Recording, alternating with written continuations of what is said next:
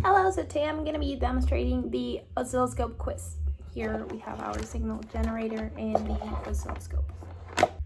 So here we have the signal generator. We can see that we set up the wave to be a square wave, and we have the frequency to be 1000 hertz or 1 kilohertz, and the frequency knob is set to around 12 o'clock. And here we have our oscilloscope.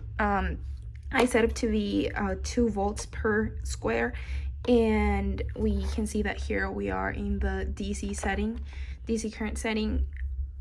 We have we set up the time to be 0.2 milliseconds, and yeah, that is about it for this video.